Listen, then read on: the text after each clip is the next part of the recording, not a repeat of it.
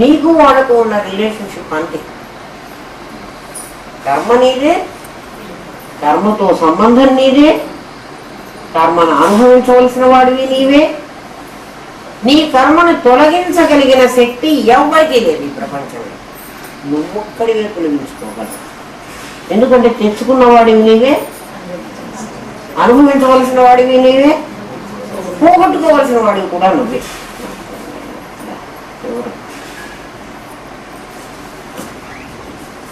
కూర్చోండి. పోగొట్టుకోవలసిన వాడివి కూడా నువ్వే. ఇప్పుడు కర్మని అనుభవిస్తూ ఇప్పుడు పోగొట్టుకోవాలి. ఎలా పోగొట్టుకోవాలి? కర్మ గుణ భేద సప్రకాశికాక ఇవేమీ కాదుట. అట్లాంటి వాడు ఎవడన్నా ఉన్నాడో వెతకండి. ఎవడన్నా ఉంటే వాడిని చూడటానికి ప్రయత్నం చేయండి. వాడిని చూడాలంటే ఎట్లా కనపడతాడు? వాడు కనపడడు. ఎందుకని? వాడికి ఆకారం లేదు. నాకు ఆకారం ఎట్లా వచ్చింది? ఇప్పుడు చెప్పుకున్నాం కదా, నా కర్మ వల్ల నాకు ఆకారం వచ్చింది. ఒక్క కర్మేనా నాకు ఆకారం రావడానికి కారణం? నా భావన, నా సంకల్పం. మరి భగవంతుడు అలా సంకల్పం చేయలేదు కాబట్టి వాడికి ఆకారం రావడానికి అవకాశం లేదు. ఎవరన్నా నాకు భగవంతుడు ఆకారంతో కనపడ్డాడు అని అంటే వాడు భగవంతుడిని చూడలేదు. భగవంతుడు ఆకారంతో ఉండడు. అయితే ఎలా చూస్తున్నారు అంటే, మీ ఇంట్లో కరెంట్ ఉందా అని ఎవరైనా అడిగితే ఫ్యాన్ తిరుగుతూ ఉంటే తిరుగుతూ ఉన్న ఫ్యాన్ను చూసి కరెంటు ఉన్నది అని నువ్వు ఎట్లా చెప్తున్నావో కదా, అట్లా భగవంతుడు ఉన్నాడు అని చెబుతున్నారు వాళ్ళందరూ. కరెంటు నువ్వు చూసావా? కరెంటు నువ్వు ముట్టుకున్నావా? మరి కరెంటు ఉందని నువ్వు ఎట్లా చెప్తున్నావు? కరెంటు లేకపోతే ఫ్యాన్ తిరగదు. సిద్ధాంతం అది, నీకు తెలుసు. ఫ్యాన్ ఆగిపోయింది అంటే స్విచ్ కూడా చూస్తాను నేను. స్విచ్ ఆగి ఉండి ఫ్యాన్ ఆగి ఉంటే నేను కరెంటు చెప్పడానికి ఉండదు. స్విచ్ ఆన్లో ఉండి ఫ్యాన్ తిరుగుతూ ఉంటే కరెంటును ముట్టుకోకుండా కూడా కరెంట్ ఉంది అని నేను ఎలా చెప్పగలుగుతున్నాను? స్విచ్ ఆన్లో ఉండి చచ్చిన వాడి దగ్గరికి వెళ్ళి చూసి వీళ్ళలో పరమాత్మ లేడు అని చెప్పడం కాదు. చచ్చిపోయిన వాడి దగ్గర కదులుతూ ఉన్న వాడిని చూసి, కదులుతున్న ఫ్యాన్ బతికి ఉన్నాడా, స్విచ్ ఆన్ ఉందా లేదా అంటే బతికి ఉన్నాడా లేదా అని చూసి, బతికి కదులుతూ ఉంటే ఎవడైనా కదలటం నాకు ఎట్లా తెలుస్తుంది? వాడు మాట్లాడాలి, వాడు ఇంద్రియాలతో నాకు వాడు నాకు ఎట్లా తెలియాలి అంటే వాడు కదులుతుండాలి, నాకు వాడి ఇంద్రియాలు పనిచేస్తూ ఉండాలి. అప్పుడే వాడిని నేను బతికిన వాడిగా లెక్కేసుకుంటాను.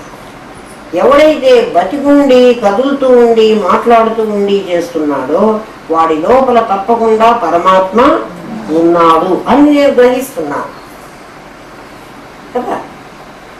అట్లా భగవంతుడిని నువ్వు చూశాను అని చెప్పాల్సిందే తప్ప నేను చూశాను అని చెప్పడానికి ఎవ్వరికీ అవకాశం లేదు. ఇంకా భగవంతుడు ఎటువంటి వాడు?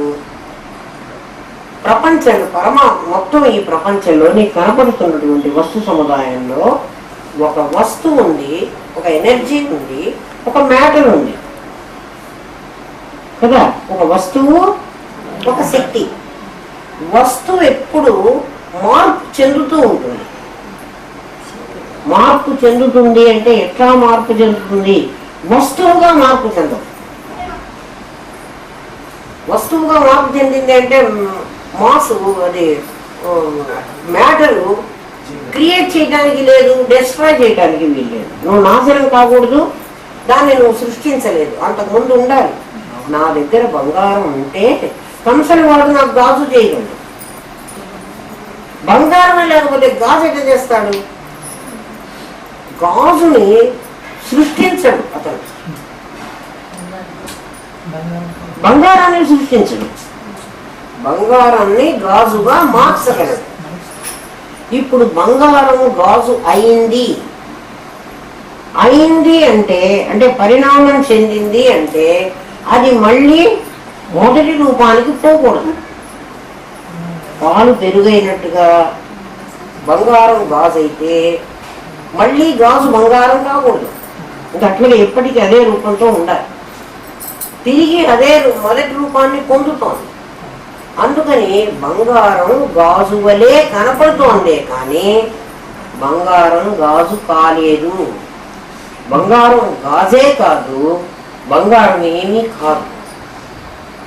బంగారం ఏదైనా అవ్వగలదు. చూడు, రెండు విపరీతమైనటువంటి స్టేట్మెంట్స్. బంగారం ఏదైనా అవ్వగలదు, బంగారం ఏది కాదు. రెండు విరుద్ధమైనటువంటి స్టేట్మెంట్ కదా. బంగారం ఏదైనా కాగలదు అంటే బంగారం గొలుసు కాగలదు, గాజు కాగలదు, ఉంగరం కాగలదు కదా. ఏ కావాలంటే దాన్ని బంగారంతో చేయొచ్చు. ఈ చేసిన పదార్థం తిరిగి బంగారంగా ఉండగలదు. అట్లా పరమాత్మ ఏ శక్తిలో ఏ వస్తువులో ప్రవేశించినా వస్తువు వేరు వేరు రూపాలు పొందగలదే కానీ వస్తువును ఎవరు సృష్టించడు. వస్తువును నాశనం చేసే శక్తి ఎవరికి లేదు. ఇప్పుడు నా గాజులు కరగబెట్టేశాను నేను. ఇప్పుడు గాజు నాశనమైంది అందామా? గాజు నాశనం కాలేదు. మరి బంగారం నాశనమైందా? బంగారము నాశనం కాలేదు. మరి ఏమి నాశనమైంది? నామరూపాలు మాత్రమే పోయాయి. నా బంగారం బంగారంగానే ఉంది. తిరిగి ఏమన్నా కావాలంటే దాంతో నేను చేసుకోవచ్చు. అలా నామరూపాలు ధరించిన మనం అందరం పరిణామం చెందలేదు. పరమాత్మ పరిణామం చెంది నామరూపాలుగా మారలేదు. పరిణామం చెందితే అది మళ్ళీ ఒరిజినల్ స్టేట్కి వెళ్ళకూడదు. మనమందరం మళ్ళీ ఒరిజినల్ స్టేట్కి వెళ్తున్నాం. నామరూపాత్మకమైనటువంటి ఈ సృష్టి అంతా కూడా తిరిగి పరమాత్మగా మారడానికి శక్తి ఉంది. ఎట్లా శక్తి ఉంది? బంగారం గాజు బంగారం అయినట్టు. బంగారం గాజు బంగారం కావడానికి ఎవడైనా ప్రయత్నం చేయాలా? అది ఇప్పుడు కూడా బంగారంగానే ఉంది. మరి బంగారంగా ఉంటే బంగారంగా ఉండమనగా దాన్ని ఎందుకు మరి కంసల వాడు తీసుకెళ్లి దాన్ని బంగారం ముద్దలాగా చేసుకొస్తున్నా అంటే దానిలో అంటిన మాలిన్యాన్ని తీసేసి నీకు ముద్ద చేసిస్తున్నాను. దాంట్లో ఏవో ఉన్నాయి, అచ్చ బంగారం కాకుండా ఇంకేవో కలిసినాయి. కలిసిన గాజు తయారయ్యి ఆ కలిసిన వాటిని తీసేస్తున్నాను. అంతే కదా. దాంట్లో కలిసిన పదార్థాన్ని తీసేస్తున్నారు. ఇప్పుడు నామరూపాత్మకమైన మనందరిలో ఏం కలిసింది? ఇందాక చెప్పాను, కర్మ గుణ కలిసింది మనం. దాన్ని తీసేస్తే నువ్వు పరమాత్మగానే ఉంటావు. ఏం తీసేయాలి? కర్మ తీసేయాలి, గుణం తీసేయాలి కదా. ఇప్పుడు అవి ఎక్కడున్నాయో వెతుక్కోవాలి. అంతే కదా. ఎక్కడున్నాయి? అవి రెండు తీసేస్తే నామరూపాలు పొందాను నేను నామరూపాలు ఎట్లా పొందాను? కర్మ వల్ల పొందాను కదా. నేను యాక్ట్ ఎట్లా చేస్తున్నాను? గుణాల వల్ల యాక్ట్ చేస్తున్నాను. కర్మ వల్ల రూపం పొందాను, గుణాల వల్ల యాక్ట్ చేసుకుంటే వ్యవహారం చేస్తున్నాను. నేను వ్యవహరిస్తున్నాను, నేను పని చేస్తున్నాను. నా పని వల్ల నన్ను మంచిదనో చెడ్డదనో మీరు అనుకుంటున్నాను కదా. గుణం లేకపోతే నేను పని చేయలేదు. ఇప్పుడు ఆ రెండింటి వల్ల కదా నాకు ఒక నామము ఒక రూపం వచ్చింది. పరమాత్మ ఎటువంటి వాడు? ఆ నామరూపాలు లేనటువంటి వాడు. కర్మ గుణభేద సత్వభాసి కాక కదా వాడు కాదు కదా. వెనుక అన్నీ తానకు విభుదనంటూ ఉన్నాడు. గజేంద్రుడు భగవంతుణ్ణి ప్రార్థించేటప్పుడు నేను పూజించేటువంటి దేవుడు ఎవరంటే రాముడా కృష్ణుడా కాదు, వాడు స్త్రీ కాదు, వాడు పురుషుడు కాదు, వాడు నపుంసకుడు కాదు. స్త్రీ నపుంసక పురుష మూర్తియును కాక కాదు అని చెప్పేశాడు. మరి వాడు తిరియక్క అమరుడా నరుడా తిరియగమర నరాదిమూర్తియును కాక కర్మగుణ భేద సదస ప్రకాశి కాక ఇవన్నీ కాదన్నాడు. వెనుక అంటే తర్వాత అన్నీ తానే అగు విభుదలంతు అన్నాడు. ఇందాక విరుద్ధమైన స్టేట్మెంట్ 2 చెప్పాం మనం కదా. ఇప్పుడు కూడా అట్లాగే చెబుతున్నాడు, ఇవన్నీ కాదంటున్నాడు, తర్వాత అన్ని తానే అంటున్నాడు. ఎట్లా అర్థం అవుతుంది మనకి? అర్థం కాదు అది. అందుకని ఏం చెబుతున్నాడంటే, ఇందాక ఐహికము ఆముష్మికము అనేవి ఒకటి విషాన్నము, ఒకటి మృష్టాన్నము. ఈ రెండిటి వల్ల నాకు సంతృప్తి కలగలేదు. అంటే నేను హ్యాపీగా లేను, కంఫర్టబుల్గా లేను. మరి నాకేం కావాలి? మూడవదైన కైవల్య సుఖం కావాలి. ఐహిక సుఖం నాకు అక్కర్లేదు, ఆముష్మిక సుఖం నాకు అక్కర్లేదు, నాకు మూడవదైన కైవల్య సుఖం కావాలి. అది ఎటువంటిది అంటే అమృతము వంటిది. అది అమృతము. మృతం అంటే చావు. అమృతము చావు లేని స్థితికి నన్ను తీసుకెళ్తుంది. మరి ఎవరైతే చావు లేని స్థితికి పెడతాడో వాడు పుట్టుకలేని స్థితిలో ఉంటాడు. అంతే కదా. సత్యం అంటే మళ్ళీ పుట్టాలమ్మా. నేను చావను అంటే చచ్చిన వాడు కదా పుట్టాలి, చావని వాడికి పుట్టే పనేది. కాబట్టి అమృతము వంటిది. అమృతము ఎవరైనా నీకు అమృతం పోసారు, అమృతం ఎంత ఇస్తారు? నీ పొట్ట నిండా నిండే అంత పెట్టారు కదా. అది చాలా కొంచెమే నీ ప్రాణాన్ని నిలబెడుతుంది. చాలా కొంచెం నీ ప్రాణాన్ని నిలబెడుతుంది. నేను చంపను. ఇందాక విషాన్నము ఇంత తిన్నాను, మృష్టాన్నము ఇంత తిన్నాను, అయినా నా ప్రాణం నిలబడలే, నేను సుఖంగా లేను. కైవల్య సుఖము నన్ను చావకుండా కాపాడుతుంది. చాలా చిన్నది. అయితే అది నాకు ఎక్కడ దొరుకుతుంది? ఏ షాప్లో దొరుకుతుంది? అది ఎక్కడో దొరకాలి కదా. కైవల్య సుఖం నాకు కావాలి. ఎందుకు కావాలి? సుఖాలన్నీ ఉన్నప్పటికీ అవి నాకు దుఃఖాన్నే లీడ్ చేస్తున్నాయి, దుఃఖానికి లీడ్ చేస్తున్నాయి. సుఖాలు చివరికి నాకు సుఖం ఇస్తాను అంటలేదు, నాకు దుఃఖం ఇస్తున్నాయి. నన్ను మళ్ళీ మళ్ళీ జనన మరణాల కూపంలో నన్ను తోసేస్తున్నాయి. మళ్ళీ పుట్టడం, మళ్ళీ చావడం, మళ్ళీ పుట్టడం, మళ్ళీ చావడం. నేను పుట్టలేదు అంటానికి మనకు ఏం ఆధారం లేదు. ఎందుకంటే చాలాసార్లు పుట్టి నేను ఇది కాదు అది బాగుంటుందేమో, అది కాదు ఇంకోటి బాగుంటుందేమో, ఇంకోటి కాదు ఇంకోటి బాగుంటుందేమో అని ఎన్నెన్నో రకాలుగా నేను ఈ జీవితాన్ని తెచ్చుకున్నాను. ఆఖరికి ఈ స్థితికి వచ్చాను. ఈ స్థితికి నేను వచ్చిన తర్వాత ఒకసారి మనం ఆలోచించుకుంటే మనం ఎన్నెన్ని జన్మలు ఎత్తామో మనకే తెలుస్తుంది. ఎందుకంటే ఆ జన్మల కాదు. నా దగ్గర ఒక పాత్ర ఉంది. ఆ పాత్రలో ఇంతకు ముందు నూనె పోసాను, ఆముదం జిడ్డు పోసాను. ఆ జిడ్డు ఆముదాన్ని తీసేసాను, ఆముదం అంతా వాడేసుకున్నాను. బట్ నా పాత్రకు కొంచెం ఆముదం అంటే ఉంది. కడిగాను నీళ్లు పెట్టి, ఇంకా కూడా ఉంది. ఏమో పెట్టి సర్ఫ్ పెట్టో నాకు చేతనైన పదార్థాలన్నీ పెట్టి తోమాను, అయినా కూడా ఇంకా ఉంది. ఆముదంగా లేదు కానీ దాని తాలూకు జిడ్డు ఉంది. ఇప్పుడు పాలు పోసాను ఆ గిన్నెలో. ఆముదం ఉంది, పాలు కూడా పోసాను. ఇప్పుడు ఆ పాలు తీసేసిన తర్వాత ఆముదం వాసన వస్తుంది, పాల వాసన వస్తుంది. ఆముదము పాలు 2 వాసనలు వస్తున్నాయి నాకు గిన్నెలో. మన ఆలోచనలు ఒక్కసారి వెనక్కి వెళ్ళి మనం ఆలోచించుకుంటే, ఒంటరిగా కూర్చొని చేసుకోండి ఈ పని. ఎవరి దగ్గర మేము ఇట్లాంటి వాడము అని ఎవరికి చెప్పకండి. మీ స్వభావం మీకే అర్థమైపోతుంది. స్వభావం ఒక్కొక్కటి మన స్వభావం బయటపడుతూ ఉంటే మనం ఏ జన్మలు ఎత్తొచ్చామో మనకే తెలుసుకుంటాం. మన గిన్నెలో పోసుకున్నటువంటి నీళ్లు మనకే తెలుస్తాయి కదా ఏ వాసన వస్తుంది అని. నీ ఆలోచన సరళి, నీ జన్మలు ఏమిటి? నీ ఆలోచనే, నీ ఆలోచనే కదమ్మా నీ జన్మ. నీ సంకల్పం వల్లే కదా నీకు జన్మ వచ్చింది. ఇప్పుడు నువ్వు పడుకుని ఆలోచించుకో ఒంటరిగా, నీ బుద్ధి ఎలా ప్రవర్తిస్తోంది?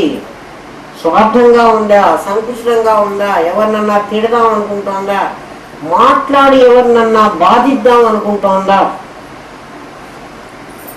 నీ స్వభావం నీకు అర్థమైపోతే నువ్వు ఎత్తిన జన్మలన్నీ నీకు అర్థమైపోతాయి.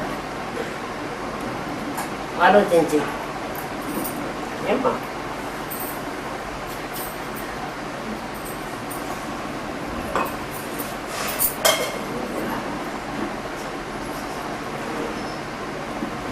కాబట్టి నేను ఎన్ని జన్మలు ఎత్తలేదు అని మనం అనక్కర్లేదు. ఖచ్చితంగా మనం అన్ని జన్మలు ఎత్తాం.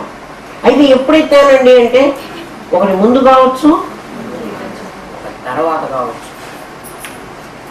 ఏ జన్మ తర్వాత ఏ జన్మ ఎత్తామో తెలియదు. నాకు పారవాసన వస్తుంది, ఆముదం వాసన వస్తుంది. అంతకు ముందు ఆముదం వైపు ముందు దాంట్లో కృష్ణాయిలు పోసాం,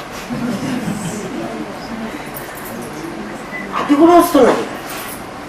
అంటే ఇప్పుడు నేను దాంట్లో కిరసనాయిలు పోయలేదందామా, ఇందులో వాసన వస్తుంది. ఆముదం పోయలేదందామా, పాలు పోయలేదందామా. లేదండి నా పాత్ర కడుక్కొని వచ్చాను కదా, నేను ఇప్పుడు ఫ్రెష్గా పుట్టాను కదా ఈ అమ్మ నాన్నకి, నాకు ఆ పాత వాసన ఎక్కడి నుంచి వచ్చింది? ఆయన పైన ఉన్న థర్మాస్ ఫ్లాస్క్కి 2 లేయర్లు ఉంటాయి, మీకు తెలుసో తెలియదు. మధ్యలో ఒక వ్యాక్యూమ్ ఉంది, ఇది ఒక బయటి లేయరు, ఇది ఒకటి లోపటి లేయర్. లోపలి లేయర్ కంపే మనకు కొడుతూ ఉంటుంది. కాఫీ పోసి తీసేసిన తర్వాత ఏమిరా వాసన వస్తుంది అంటే ఫ్లాస్క్ వాసన. ఏం వాసన? ఇంతకు ముందు కాఫీలు పోసి పోసి పోసి అది గాజు ముక్కైనా అది ఆ కంపు కొడుతోంది. దాని మధ్యలో ఒక వ్యాక్యూమ్ ఉంది, ఆ తర్వాత ఇంకొక డబ్బా ఉంది. డబ్బాలు మారుతున్నాయి కానీ ఈ లోపలి సీసా తీసి మళ్ళీ ఇంకో ఫ్లాస్క్లో పెట్టావు, ఇంకో ఫ్లాస్క్లో పెట్టావు, ఇంకో ఫ్లాస్క్లో పెట్టావు, అవి మారటంలే. దాంట్లో ఉన్న వాసన అదే ఉంటుంది. అట్లా నీ సూక్ష్మ శరీరాన్ని కోతి శరీరంలో పెట్టావు, కుక్క శరీరంలో పోసావు. ఇప్పుడు ఆ పాలు తీసేసిన తర్వాత ఆముదం వాసన వస్తుంది, పాల వాసన వస్తుంది. ఆముదము పాలు 2 వాసనలు వస్తున్నాయి నాకు గిన్నెలో. మన ఆలోచనలు ఒక్కసారి వెనక్కి వెళ్ళి మనం ఆలోచించుకుంటే, ఒంటరిగా కూర్చొని చేసుకోండి ఈ పని. ఎవరి దగ్గర మేము ఇట్లాంటి వాళ్ళము అని ఎవరికి చెప్పకండి. మీ స్వభావం మీకే అర్థమైపోతుంది. స్వభావం ఒక్కొక్కటి మన స్వభావం బయటపడుతూ ఉంటే మనం ఏ ఏ జన్మలు ఎత్తొచ్చామో మనకే తెలుసుకుంటాం. మన గిన్నెలో పోసుకున్నటువంటి నీళ్లు మనకే తెలుస్తాయి కదా ఏ వాసన వస్తుంది అని. నీ ఆలోచన సరళి, నీ జన్మలు ఏమిటి? నీ ఆలోచనే, నీ ఆలోచనే కదమ్మా నీ జన్మ. నీ సంకల్పం వల్లే కదా నీకు జన్మ వచ్చింది. ఇప్పుడు నువ్వు పడుకుని ఆలోచించుకో ఒంటరిగా, నీ బుద్ధి ఎలా ప్రవర్తిస్తోంది? స్వార్థంగా ఉందా, సంకుచితంగా ఉందా, ఎవరినన్నా తిడదాం అనుకుంటోందా, మాట్లాడి ఎవరినన్నా బాధిద్దాం అనుకుంటోందా? నీ స్వభావం నీకు అర్థమైపోతే నువ్వు ఎత్తిన జన్మలన్నీ నీకు అర్థమైపోతాయి. ఆలోచించి ఏమ్మా.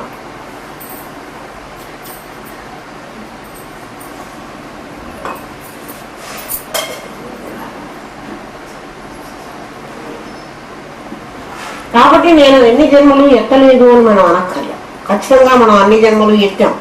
అయితే ఎప్పుడు ఎత్తానండి అంటే, ఒకటి ముందు కావచ్చు, తర్వాత కావచ్చు. ఏ జన్మ తర్వాత ఏ జన్మ ఎత్తామో తెలియదు. నాకు పారవాసన వస్తుంది, ఆముదం వాసన వస్తుంది. అంతకు ముందు ఆముదం వైపు ముందు దాంట్లో కృష్ణాయిలు పోసాం, అది కూడా వస్తున్నది. అంటే ఇప్పుడు నేను దాంట్లో కిరసనాయిలు పోయలేదందామా, ఇందులో వాసన వస్తుంది. ఆముదం పోయలేదందామా, పాలు పోయలేదందామా.